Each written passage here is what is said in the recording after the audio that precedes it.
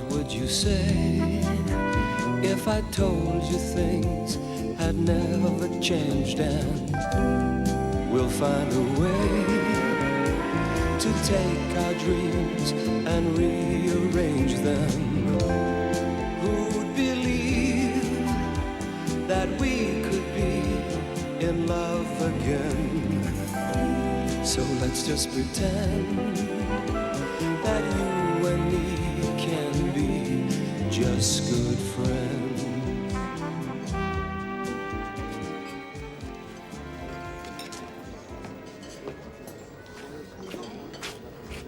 There you go, Pin. Oh, thank you. You should have started without me. Huh? Oh, no, I've finished. Finished? You haven't touched it. I've had some. Oh, yes. There's a boiled mushroom missing from that side of the plate. I just don't feel like eating. Please don't go on about it. Okay. Hey, don't forget it's Lenny and Angie's engagement party this Saturday. What? Oh, yes. I bought my present from us. Good. I got my pound of grapes. Fine. Look, instead of making our way separately to the party, you might as well come round the flat. Okay. For the weekend. All right. To a very special day. What's so special about it? Yeah, I suppose you're right, Pen. It's just an average sort of day. Get up in the morning, bit of breakfast, pop down to court, get divorced, go to lunch. All right. So Graham and I were divorced this morning. That hardly makes it a special day, does it? I thought you'd be happy. I am happy. Blissfully happy. Oh, yeah, I can see that now. You haven't the faintest idea how I feel. Of course I have. All right, how? What? Tell me how I feel. Well, blissfully happy. I feel numb. Yeah, blissfully happy and a bit numb. That courtroom was more like an operating theatre. You're just wheeled in for a local anaesthetic. The solicitors mumble their ritual incantations. The judge puts his signature on a piece of paper, and that's it. A piece of your life is amputated. People are eating, Pen. It's just like having a bunion removed. And that's exactly what happened, Pen. You had a bunion removed. Graham. The biggest bunion you're ever likely to meet. It wasn't that bad. Oh, come on, Pen, after all you said about him. We had our good times. Name one. Well, there's no need to push me into a corner, Vince. Just recently, he's gone out of his way to help me. How's that? Well, you know that the company have offered me the chance to do that management training course. I told you about it, didn't I? Yeah, you told me about it. Well, I found out yesterday that Graham was the one who recommended me. My boss and he are members of the same club. Well, I think that was a nice gesture, particularly as we were due to get divorced. No, it wasn't, Pen. Let me just stop and think about it. This course would mean you'd have to go away. But don't you see, Graham wasn't trying to help your career. He was just trying to break us two up. No, I think you're judging him too harshly. It's not me judging him too harshly, Pen. It's you looking for excuses. You're too nice, Pen. That's your trouble. That guy used you like an emotional punch bag. You weren't married. You were just shadowboxing. Look at you now. Your emotions are doing the alley shuffle. Well, it's over now, Pen. You won. So just sit back and enjoy the victory. I better drink this wine, then. I've got an interview with Harry Carpenter in a minute. Well, you know what I mean, don't you? Yes, I know what you mean. It's just that I found the whole thing such an anticlimax. I'd gone to the court prepared for a fight. I expected Graham to be his usual vindictive self, but he said nothing. There was just one moment, a split second, when our eyes met, and his lips seemed to move very slightly. May have been a smile. Could have been a silent burp. Or maybe he was trying to say something. I just don't know. Well, if I was a gambling man, I'd plump with a burp. No, I felt for him. I got the impression that he was hurt, but refusing to show it. I remember once that I saw a pigeon that had broken its wing, been hit by a car or something. It just sat on the edge of the pavement, unable to move, unable to fly. It just sat there, waiting for its fate, I suppose. And that's how Graham seemed today. It was as if I'd broken his wing and he was just waiting for Whatever. Oh, look, I'm sorry. Vince? Oh, absolutely, Pen. Absolutely what? Well, I agree. I was just saying that once I saw a pigeon that had broken its wing, been run don't over. talk about that sort of thing, Pen. I squashed a hedgehog once. It was horrible. What do those things eat? I really don't know. Vince, will you do something for me? Name it. Will you ask me to marry you? Well, I asked you once before, and you laughed in my face. Yes, I know. I'm sorry. Ask me again. Please. All right. Penny, Yes. will you marry me?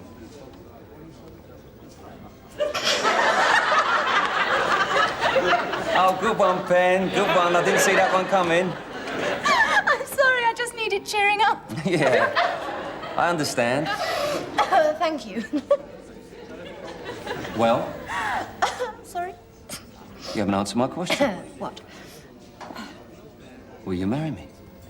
Oh, what? You really meant it? Yeah. Oh, hell, this is a bit unexpected. Sorry. Well, take your time. Look, Vince, after what happened last time, I really don't That was think 1978, Pen, a long time ago.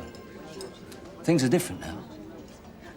I've always felt that we were kind of meant for this, haven't you? Yes. So?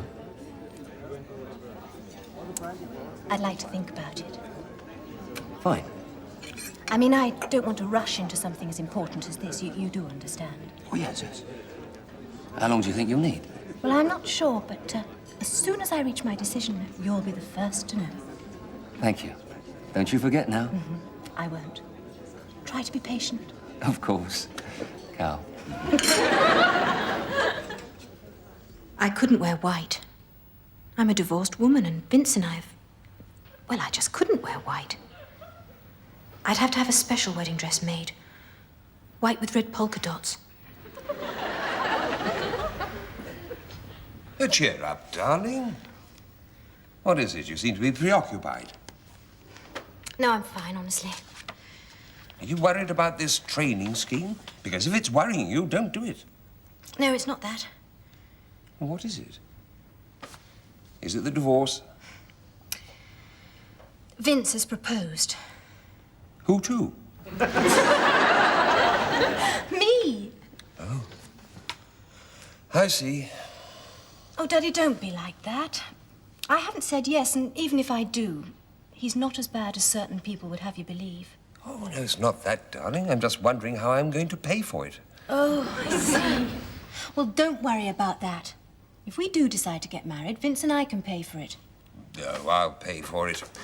After all, I paid for all your other weddings. Wedding? Whose wedding? Well, Penny and Vincent's. Vince has asked me to marry him. I don't believe I'm hearing this. After what that beast did to you in 1978, and you're still considering it? And that's all. I'm just considering it. I don't think my blood pressure would stand the humiliation. It'll be your third wedding in 7 years. I'm the last person to need reminding about that. What are you trying to do? Break my heart or Elizabeth Taylor's record? I've only actually been married once. Yes, because the first time you were left at the altar by the man you're now proposing to marry. All right, so he failed once. Isn't he allowed a second chance? We're talking about marriage, Penelope, not the driving test. Look, I think we should discuss the situation calmly. Calmly? Do you think the rest of the family's going to take it calmly? Yet another present for Penny. Some of them have opened accounts at Argos. Oh, God. You've had more wedding presents than 7 brides for 7 brothers. Look, I've not said I'm getting married. I'm merely thinking about it. It isn't an easy decision. My future hangs in the balance. I can either accept the company's offer, build a career, travel, have total fulfillment and enjoyment of life, or I can marry Vince. And what are you going to do? I haven't decided yet. Norman, will you speak to her? You do whatever you think best, darling. Keep out of this, Norman. How can you give up a golden opportunity like this? I wish I could go and live abroad, don't you, Norman? Yes, dear. What can Vincent Pinner possibly offer you compared with seeing the world and having a future? Silly little things like being with the person you most want to be with. Do you understand? No. I mean, it's every young girl's dream. Mummy, I'm not a young girl. I'll be 29 next birthday. You seem to think of me as some kind of female Peter Pan, a child trapped in an adult's body. I'll be 29 next birthday. After that comes 30. There are certain things I'd like in life, other than just traveling to companies in Europe. Things like, well, children. And I'd like to have them while I'm young enough to avoid all those special tests. I understand what you're saying, darling. But in this day and age, you can do both. You can go on the training course, you can attain management level, and then adopt. I think I'd rather try for my own if it's all the same with you. Well, if it's children you wanted, why didn't you have some with Graham? Now, this is getting rather personal, Daphne. It just didn't work out for Graham and me. We tried a couple of times, but, well, Oh, you've got to try harder than that.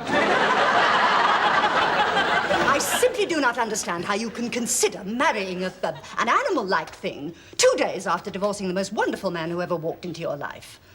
Graham was everything you could want in a man. He was kind, considerate, and loving. I've never seen you so happy as when you were with him. And even when you had that silly nervous breakdown, what did Graham do? He took you off on holiday to that little town where he was born. I didn't know you'd been to Bethlehem, darling. Norman, if you can't say something sensible, then keep out of it. What kind of a future would you have with Thing? He's an idle, itinerant worker, drifting from job to job, always on the edge of legality. An ice cream vendor, second-hand car salesman, and now a bookie. one day Vince will inherit the family business. Oh, that's something to look forward to, isn't it? One day your husband will manage a few scrap metal yards. No, he won't. He intends to sell them. How much do you think he'll get for that?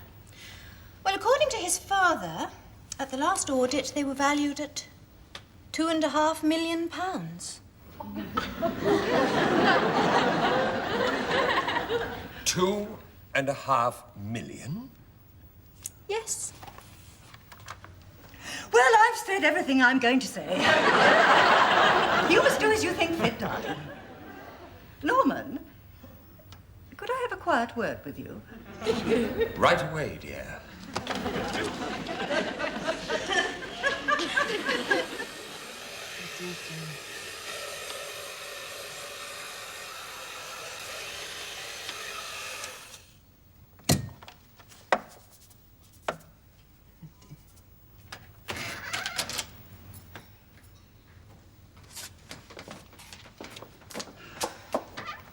Hello, Pen. Hi. Oh, hang this up for me, will you?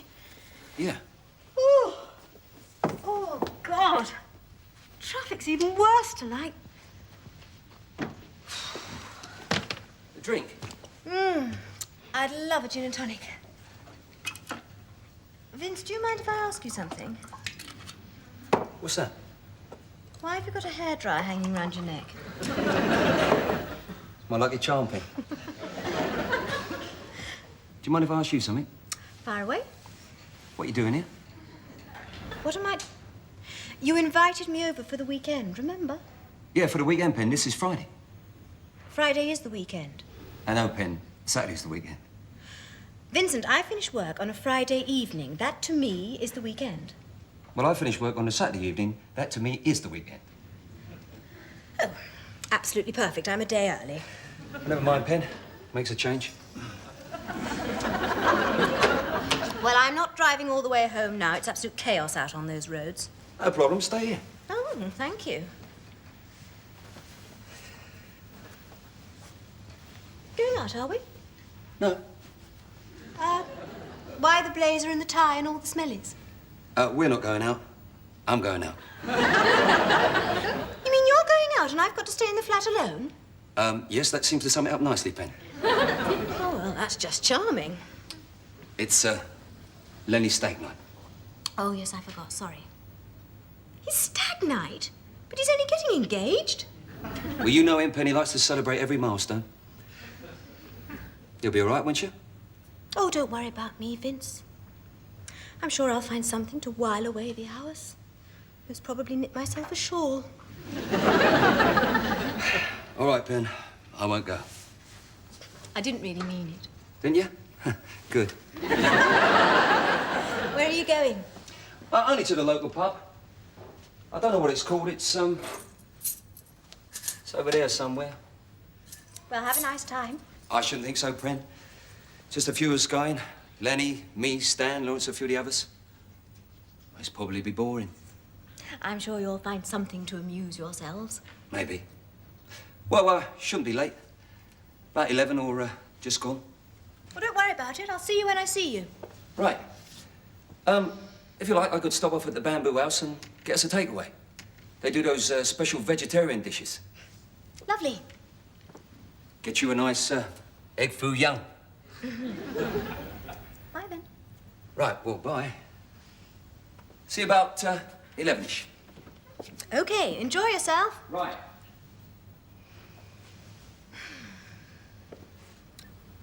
Are you threatening me? No, just get out of here, will you? All right, Pen.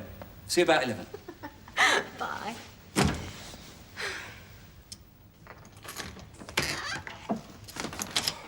Morning, Governor. Here's your papers. What time's your watch say? 6 o'clock.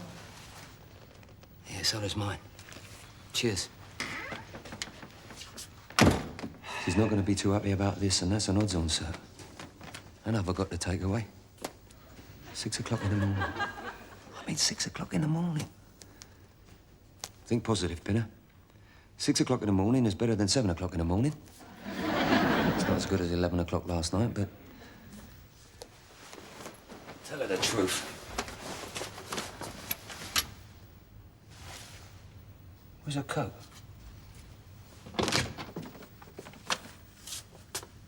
The case has gone as well. Oh, Pinner, why'd you do these things? You're a fool to yourself. Wait a minute. I'll call her later. The car broke down. RAC worked on it all night. Yeah, that'll do nicely.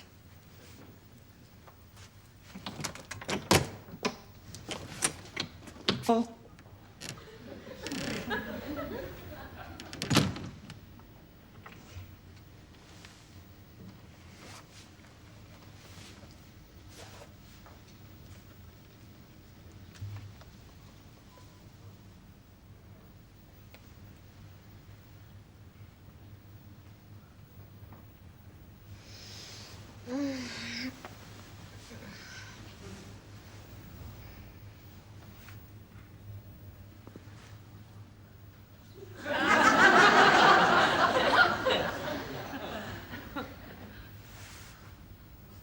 It's 6 o'clock in the morning. Yeah. Couldn't sleep, Pen. Well, might as well get up and do us a bit of breakfast, won't we?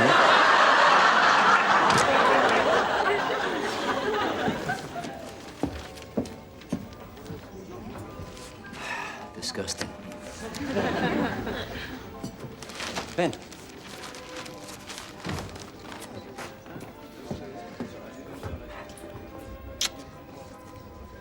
What happened? I got home from work and you're gone.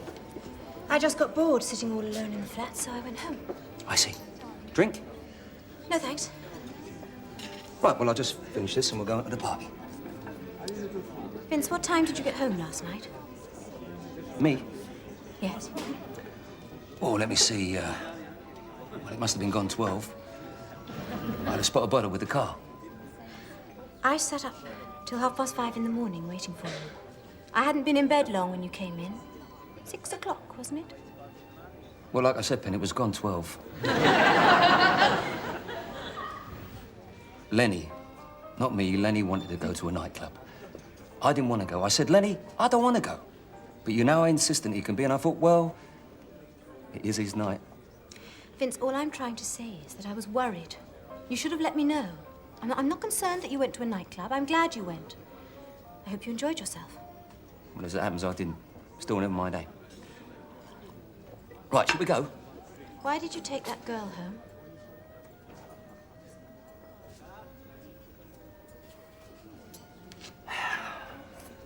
Who told you? You just did. Oh. See, this was all a bluff. I suppose you could call it that. It's not what you're thinking, Pen. I can explain. I just bet you can, Vince. And when you ever going to learn to trust me? Trust you? You spend the night... Just forget it, Vince. It doesn't matter anymore. Well, why didn't you mention it this morning? I was still trying to pretend it hadn't happened. What do you mean? I lie to myself. It's an art I've perfected over the years, a kind of self-preservation technique. I used to be able to convince myself of virtually anything. Day was night, black was white. You were telling the truth. Anything. But since my divorce, it doesn't seem to be working so well. What's your divorce got to do with it? I suddenly realized that for the first time in I don't know how long, I'm free. Yeah, but cheer up, Pen. Not for long. Sorry? Well, we're getting married soon, aren't we? Well, all right. Well, there's no rush. No hurry. Vincent, we're not getting married in the near or distant future. We're not getting married, full stop. What are you trying to say, Pen? I'm trying to say that I'm not marrying you. I've reached my decision, and the answer is no. Come on, Pen. I've told everyone now. You had no right to tell them, did you? You'll just have to untell them. How do I do that? Oh, it's easy, Vince. I had to do it once, remember? Oh, I see what this is all about now. This is just revenge. No, it isn't revenge. If I'd wanted revenge, I'd have married you. Well, tell me why. Because you are a thoughtless, insensitive, selfish, worthless, faithless bastard, that's why. Is that the only reason?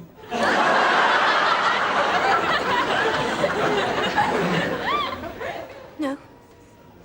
I don't love you. Oh. No. No, that's not true. Not entirely true. Look, come on, Pen. Something's bothering you, I can tell. It's just that things are different this time. Something's missing. What do you mean, something's missing? I mean, something's missing. That's what I mean. Well, what is this thing that's missing? I don't know, but whatever it isn't there anymore. Oh, I don't believe this. Please, don't, Vince. I'm sorry, Pen, I don't understand. Last night, while I was waiting for you in the flat, I found all the old love letters that I'd written to you years ago. I didn't think you'd kept them. Of course I did, Pen. Did you keep mine? Yes. It's in my jewelry box. I read those letters over and over again. Every line, every word, every semicolon. And then I had the strangest feeling, although it was my handwriting, my address, my name, I didn't write them.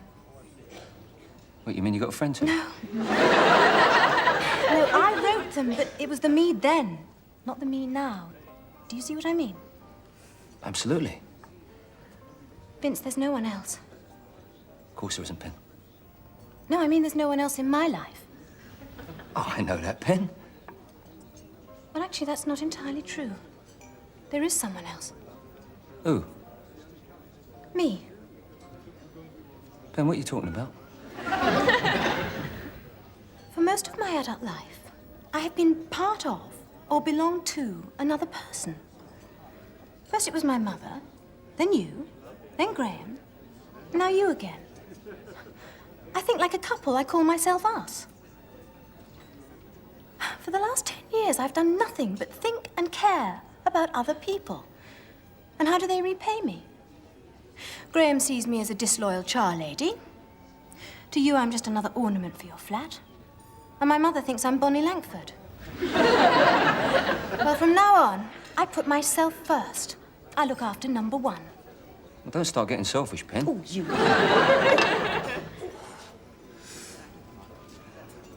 I take it we're not going to the party, then? Yes. Well, I'm not, at least. I don't think I'll bother either. Well, I suppose I can tell you now. Tell me what? About last night. I don't want to hear anything about it. Ben, will you listen to me, please?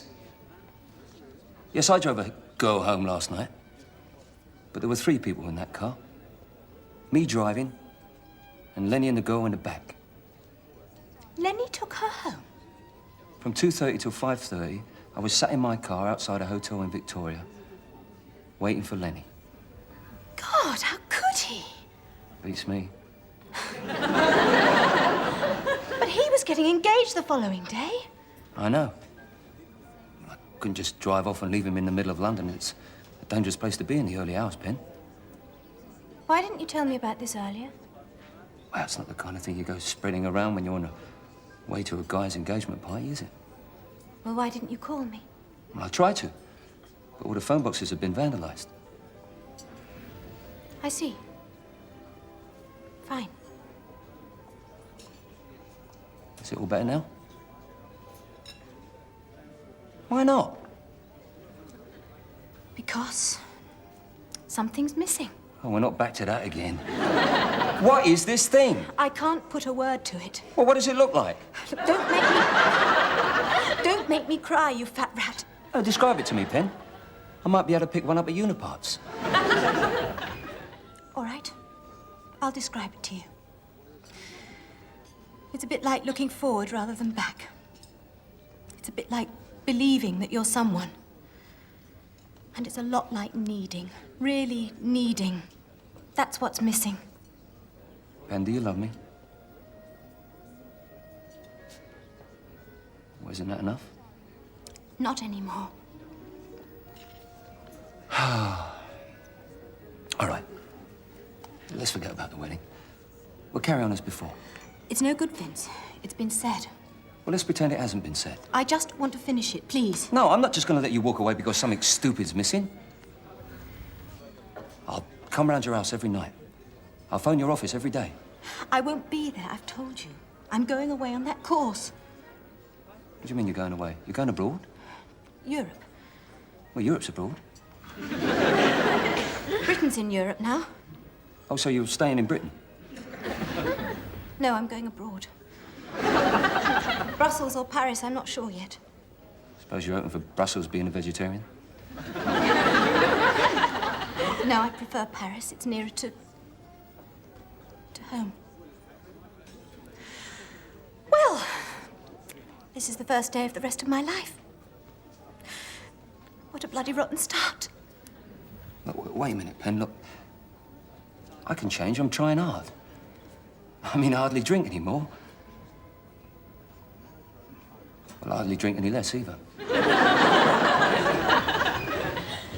Let's talk about it. There's no point. I've made up my mind. I'm going. And don't look at me like that. You remind me of Bambi.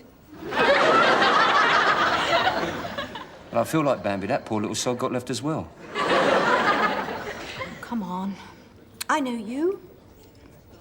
In a couple of days, you'll meet another girl who'll cheer you up, shall we say? It won't be you, though, Pen. She won't look at me with your eyes. She won't kick me in the shins when I unaware. She won't put semicolons in her love letters. I never meet anyone else in all the world who puts semicolons in their love letters. Well, look. At least could we meet from time to time? It'll only make things worse. I'll come over and visit you. Don't. I'll start smoking again. Vince, Look, I'll phone you. Let me be your pen pal. please don't do this to me. I love you, Pen. Shut up.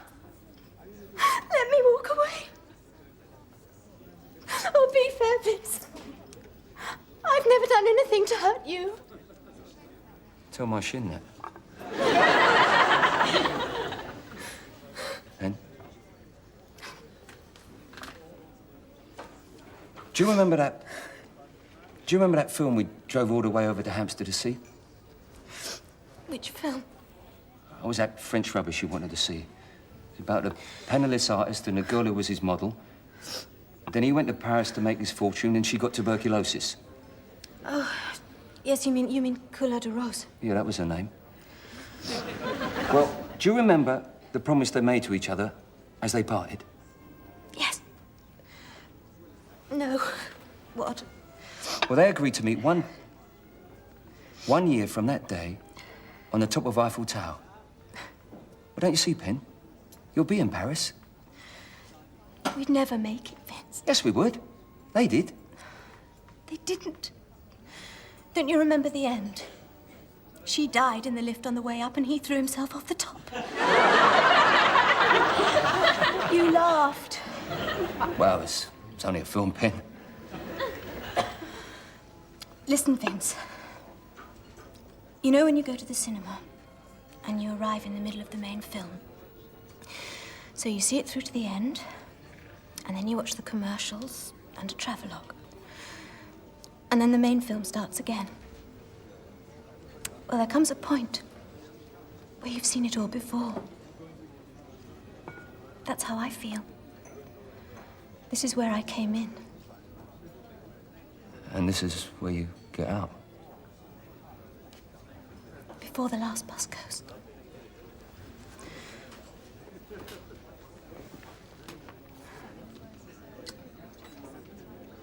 I'll phone you sometime.